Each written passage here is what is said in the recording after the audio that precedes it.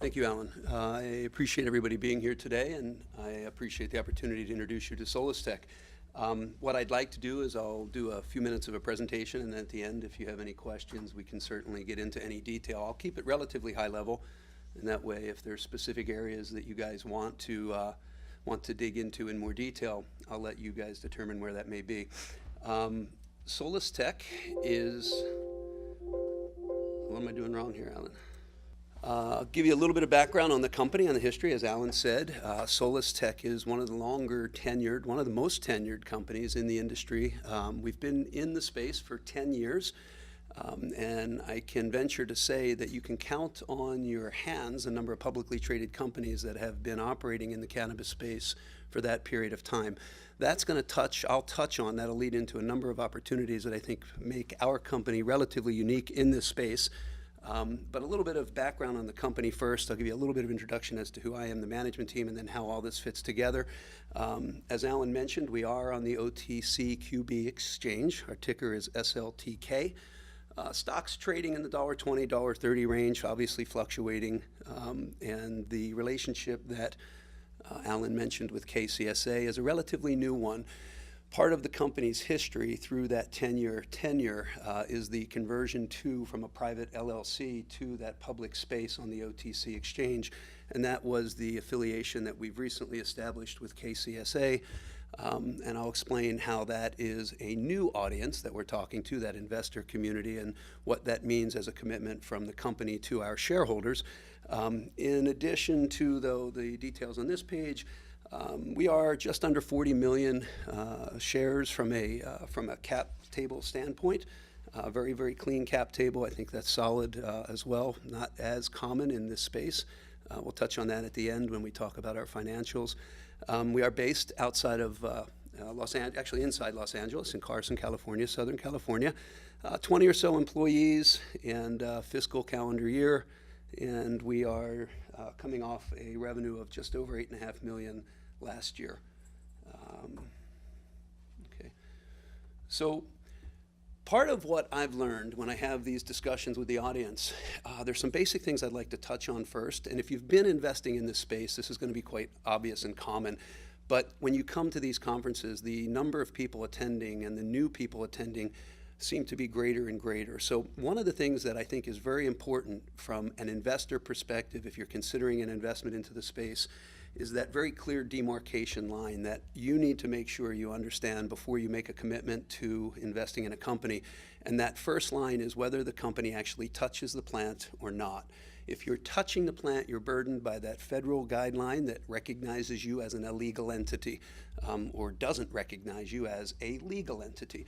On the other side of that demarcation line are the companies that don't touch the plant but sell the proverbial picks and axes, if you will. The Levi Strauss of the gold rush in the 1800s, when he was on the side of the river, not in the river panning for gold, where one of 1,000 guys found gold, but he was selling all 1,000 tents. And he was entrepreneurial enough to realize that the people buying his tents in his tent company had holes in their cotton pants, and he started manufacturing pants. Point is, he's selling picks and axes, and that's what Solis Tek does. We do not touch the plant, so we are not technically burdened by that federal regulatory disconnect that the states that now have legalized are recognizing as a legal operation.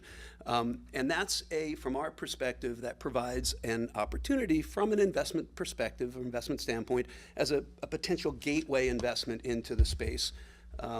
We think that's a huge advantage for Solis Tek. I mentioned earlier the idea that as a 10-year-old company, what we have created and the opportunity that we have right now, what I do want to do is explain a little bit about I'm having a heck of a time, I'm sorry.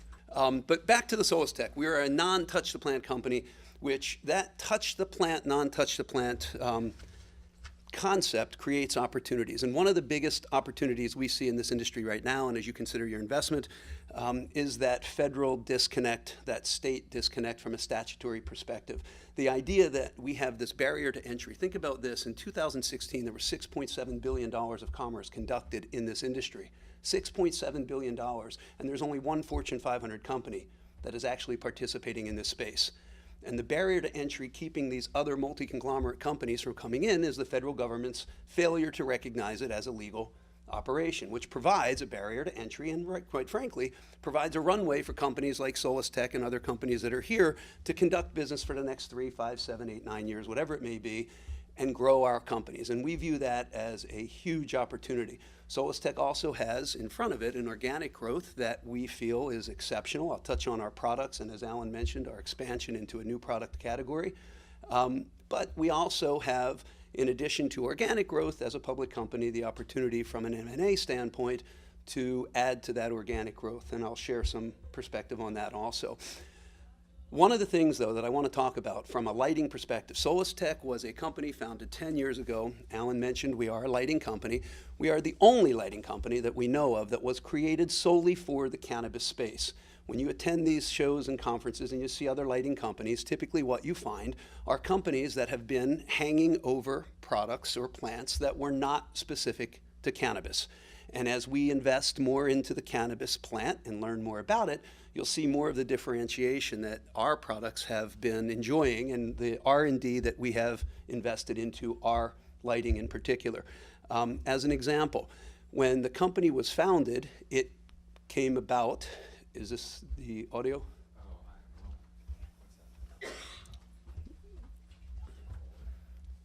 All right, Alan, I'm just gonna keep going. All right.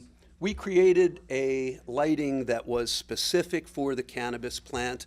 We are the only company in this industry right now with the software. The founder of the company, unfortunately, at the time didn't have the capital and perhaps the experience to go out and look at some IP protection, but the things that he has in our product, no other lighting company has at all, and I'll touch on that as well. So I'm just gonna go through, Alan, as we talk about, okay? Not following anything up here. As we go through the, think of Solis Tek as a lighting company that for the first 7 years is talking to the cannabis community. In 2015, Q2, there was a reverse merger that occurred. And when that reverse merger occurred, we were the proverbial tree that fell in the forest and made a noise that no one heard about because no one knew who Solis Tek was. It wasn't until we introduced ourselves to KCSA that we've started that second conversation on the IR side of the world, which is talking now to that investor community. And that's been in the last 4, 5, 6 months that we've been doing just that. As we continue down the path of our relationship with Solis Tek, our intent is to continue to invest more into that level of IR interaction. I do want to touch on the fact that if you think about Solis Tek, and the example that I'll use is the Google example, not to compare us to Google, but from a structural standpoint, corporate structure. Part of what Solis Tek has always been is an LA-based entity. When we did the reverse merger, we are now a Nevada-based C Corp, and that Nevada-based C Corp is a parent company that owns the Solis Tek LLC company, which is now a C Corp as well, out of California. So the lighting company is a wholly owned subsidiary of the parent company, and the new division that we're creating is a wholly owned subsidiary of the parent company as well. So as an investor, you would be investing into that parent company, which is the Nevada-based C Corp.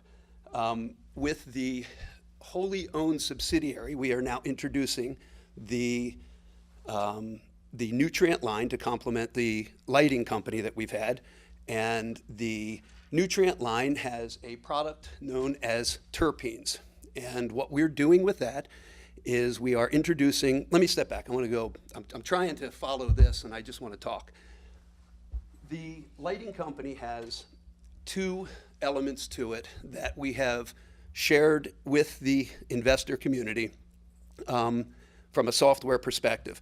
When we came out, we have a product known as ignition control in our lights, which is a manner to protect the lighting when you're turning on the product. Alan, I'm going to step away. All right. Good morning. My name is Stan Teeple. I work in corporate with Solis Tek. I'm one of Dennis's associates, and so I just want to kind of help get through the rest of this presentation here. I think I know where he was at from a presentation standpoint. He was trying to explain that most of our competitors have lights that were reconfigured from something else. They were In the case of Gavita, just to pick a name, they're one of the largest in the world. They're well recognized, they're appreciated and respected within our industry. But they were growing tulips, and they said, if we can grow tulips, let's just bring that technology over here, and we can grow cannabis plants. Well, the founders of our company actually found out what the light spectrum was, very specific to a cannabis plant. Every plant in nature has a different light spectrum that they react to differently. So if you can figure out what the maximum, the ultimate grow spectrum for lighting is, then you can grow a better plant. So they further developed, the founders of the company, what they call a light diet. It's a 4-season. It's spring, summer, winter, and fall. Lights are different. When you go outside, you don't just see red and blue and green lights, you see this whole light spectrum. But plants see different colors at different times of their growth. So we, with some very smart people, some PhDs that we have on staff, we developed the light diet and the light spectrum that reflects exactly, that's why we think we get better grows. One of those questions also that every salesman does for whatever their products are, the first thing out of your mouth usually in a sales presentation is, my product is the best because, and then you go on with this explanation, but proving that you're the best is a different thing. So we went to an independent third-party lab and we said, test all of our competitors' products relative to penetration, saturation, light spectrum, penetrating the canopy to get down into the lower level of the lighting. And we have it available. It's on our website, and we have hard copies as well of this light study. And it kind of proves, it really proves that we have the best light spectrum to be able to grow the best. We took that same approach in our lighting division when we launched we called it Zelda Horticulture. Zelda is a nutrient line. Now Zelda has, Dennis started to mention about the terpenes. Most people understand what the plant terpene is, and it has a specific terpene profile in the plant. That's where the value is in the plant from a medicinal standpoint. If you can enhance terpenes, if you can make terpenes better, if you can get more oil production, if you can get stronger, more impactful terpenes out of the plant, you end up with more value in the plant. You end up with more value in the crop that you're growing. So our terpene product, all natural, all organic, we did the same kind of thing. Well, how do we know this is better? Well, one of the ways that we do this is we went out and got a third-party testing lab to do the same thing. Take with and without terpenes, side-by-side growth, and we end up with products that are fuller, more aroma, more concentration in the oil, thereby more value to the grower. So that terpene study and that terpene product that we have developed was the same way. Let's find out what the plant needs in order to get it to get the maximum value back out of the plant. I think from a corporate standpoint, our lighting and our nutrient divisions are a couple of the areas that we now have solid development in. We have 4 additional products coming. That's not inside information. That we're working on these products right now. So terpenes. One last comment on terpene, because this is kind of an interesting story. We took the product to the California Department of Food and Agriculture, the CDFA. Some of you may know that. It's the required testing group that you have to go to get a product certified to be able to sell it in the state of California. When the CDFA looked at what we had, they said, wow, there's no heavy metals in this product. It's all organic, it's all natural. But exactly what is it? What does it do? You're not an insecticide, you're not a pesticide, you're not, what are you guys? So they didn't know how to classify this. So as of now, we're classified as a nutrient additive.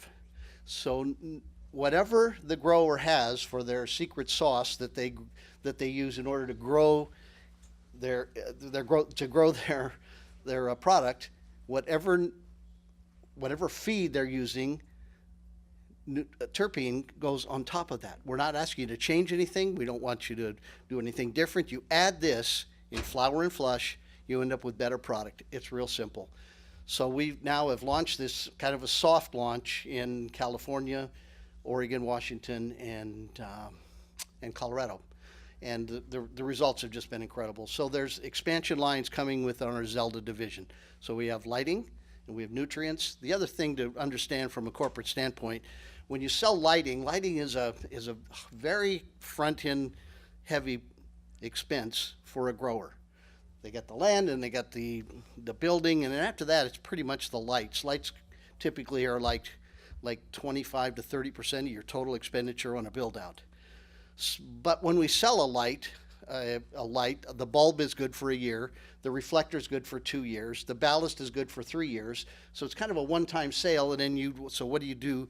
What do you do after that? You wait a year to sell somebody a new bulb, or you try to go out and get new business. So what the nutrient division does for us, and the terpene product in particular, and a new product called Naturalizer that we're coming out with actually at MJ Biz, those products give us a daily feed. It's something that our same base of consumers, our same hydro stores, we sell through 500 hydro stores in all 50 states. They now have a daily use product that they can sell on a quick turnover basis without having to wait another year to sell somebody a light bulb. So I think that's kind of where we're at. We have a strong management team. The founders are still absolutely involved in the business. As I think Dennis said earlier, there's some of the, in our business, there's some of the most gray-haired guys you have that 10 years doing the same kind of thing and building a business, and it just speaks volume. Dennis is a fairly new acquisition from the management team on the company. He is the CEO, and his background, he didn't touch on that very much, but he's launched half a dozen different companies, and he's the last company he exited on a successful exit to some major Fortune 250 players, had 1,000 employees, a 9-figure run rate, and he founded the business. And he's done that multiple times in his career, so we're fortunate to have Dennis come in and take us, hopefully, in that same trajectory and that same launch. Questions? I'll start with one. Thank you, Stan. So you have this business that's mature and still growing. I'm curious how legalization works to the favor or against what you guys are doing with the way the industry's changing towards more commercial, larger scale growth. Is that a good thing for Solis Tek? Well, absolutely for our company. Thank you for that intro. We have, when they first started the business, when the founders started this business, it was still a lot of underground business. It was selling one-off lights, and occasionally we get a 10-light order and things like that. Typically now, in our commercial side, is just completely overtaken our retail side business and outsells the 500 hydro stores that we sell on a retail basis, the bricks and mortar kind of stores. Our commercial grows, which we sell directly now, many 500,000 light orders are going in, and more of those are coming. As California develops, it's just an incredible opportunity. I think I've heard this a half a dozen times here, listening to other speakers. I mean, California is going to be the center of the universe at least for our universe in here. So I think that's our runway. That's our opportunity. Any questions? Go ahead, sir. Is it Stan? Yes, sir. I think I saw on the slide earlier that revenue in 2016 was around 8 or 9 million. 8.6, yes, sir. 8.6. Is that profitable yet? Is there profitability? The answer to that, I want to give you a really straight answer. That is just about our break even, other than for one-time expenses, like executive comp and things like that are coming in. But also what we've done this year is we've engaged a very aggressive IR effort, PR effort to help get our story out, to get our story told. So there's going to be a lot of one-time expenses involved in getting that story out. Our run rate right now, based on the first 2 quarters that are public information and out there, probably puts us in like an 11 million run rate, and that would put us on a cash break-even basis. All right. So you don't expect earnings per share in 2017, but in 2018? Our hope and prayer is that's positive. If we keep going on the trajectory that we are now, that was what the numbers would indicate. Obviously, we can't. That's not a guarantee. It's a hope. It's a forward-looking statement. Yeah. And could you just speak generally, if you could, on geographically where the sales get distributed? Yes, on the medical side, obviously we've got the 29 state profile, and we have regional sales rep covering the country. But what's happening as rec comes in? I mean, when Nevada came in on July 1st, it just was a boom time for a lot of us. So we're following from a rec standpoint. Our business is growing where the legalization is taking place, and we're very much in the conversation. We're very much out there with people that are looking to do this. One of the usual questions that we get on these kinds of things is how about 3D lights and what's the state of the industry, things like that. Our type of lighting, and as I mentioned in the light study I said earlier, we have the intensity, we have the penetration, we get down below the canopy on a grow, so we're feeding the feeding the plant and feeding the lower 40% portion of the growth. LED lights state now, today, and we're looking at them also from a development standpoint, and we know that they're going to come, and they're coming. They're very front-end expensive, but the light direction from an LED is straight down.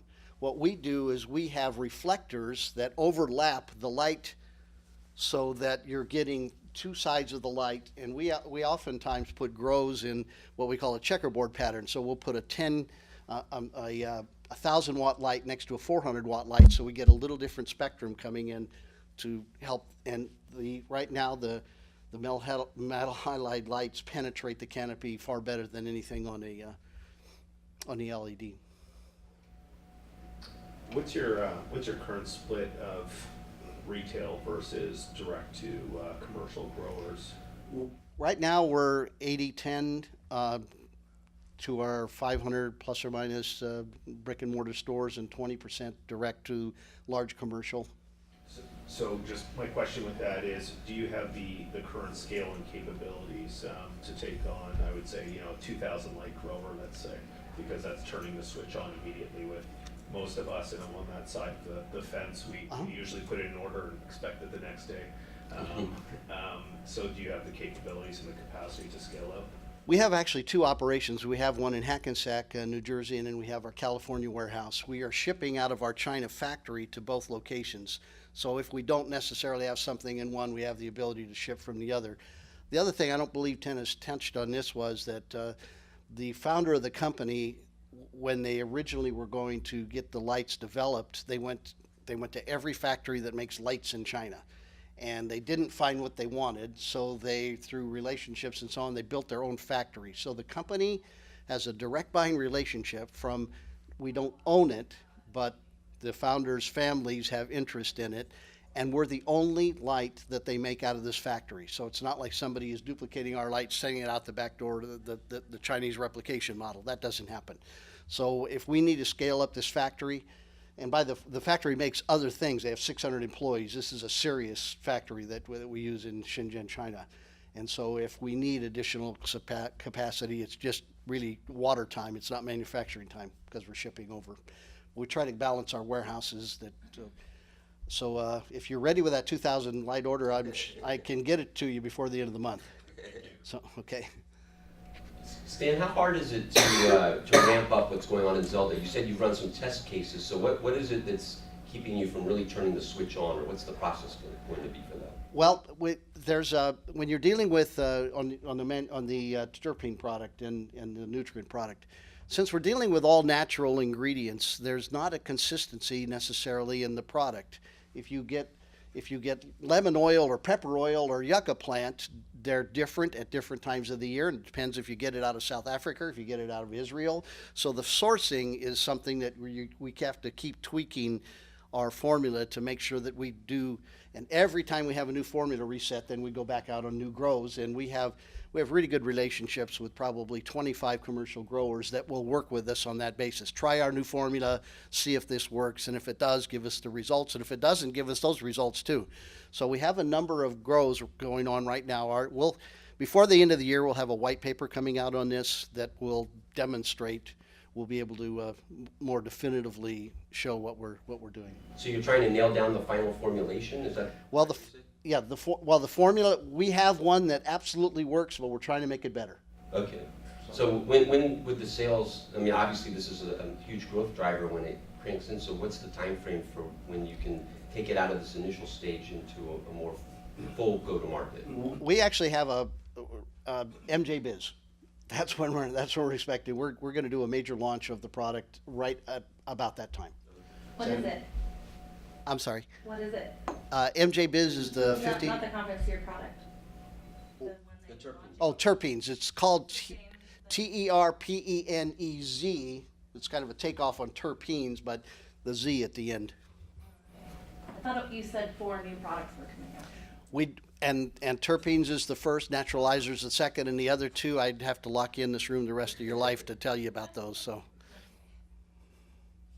And so it's the same salespeople basically that are gonna be selling the lights and the. yeah, that's a real bit. And our same hydro stores that we've developed relationships with on the lighting side over the last half a dozen or more years, 550 plus or minus stores, all 50 states I think I mentioned.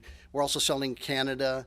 We sell in the UK. We sell in Germany and Austria. We sell in Australia. So we have international relationships as well. And they're hungry for what else have you got, because we try to kind of be the best of the best. On that note, do you pick up other companies? Are you, You mean M&A wise? like, or do you only do your own products? No, we only sell what we manufacture. So that's all we do. And we're not looking today to get into the distribution business, which would kind of put us in a different. We're looking to be manufacturers of products that we distribute. And then we do use, obviously, distributors, as I said, around the country to get our products to the marketplace. Who are they? Can I ask? Who Your are- distributors? Oh, sure. If you have if you want to know specifically if you want to see me after, I'll give you the name of anybody that you wanted to know in a particular area. But we have multiple distributors around the globe, actually. Only one in Canada. That wasn't a Canadian accent, was it? Okay. All right. Any other questions? Well, thank you, Stanley, great job. Thanks very much. Thank you.